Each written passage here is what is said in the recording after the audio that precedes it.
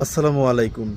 ছেলেবেলায় আমার সবথেকে প্রিয় স্যার হাবিল স্যার প্রায়ই আমাদের ক্লাসে লেকচারের মধ্যে কিছু হাইপোথেটিক্যাল ব্যাপার-স্যাপার আমাদের শেখাতেন বা বোঝাতেন কিছু এক্সাম্পল দিয়ে। তো তার এক্সাম্পলের মধ্যে দারুণ একটা ক্যারেক্টার ছিল Laiju character.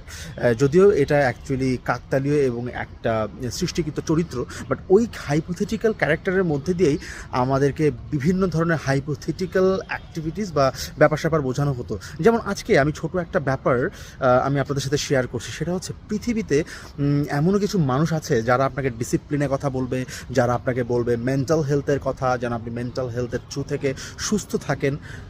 But end of the day তাদের কর্মকাণ্ডে আপনি বিশ্বাস করতে বাধ্য হবেন তারা কি আসলেই আপনার জীবনের ডিসিপ্লিন বা আপনার মেন্টাল হেলথের দিক থেকে আপনি কতটা সুস্থ থাকেন এসব ব্যাপারে তারা বিন্দুমাত্র কনসার্ন বা ভাবেন, বা তারা আদৌ চান কিনা যে আপনি মেন্টাল হেলথের দিক থেকে সুস্থ থাকেন বা ভালো থাকেন। সবাই ভালো থাকেন, সুস্থ থাকেন। আল্লাহ হাফেজ।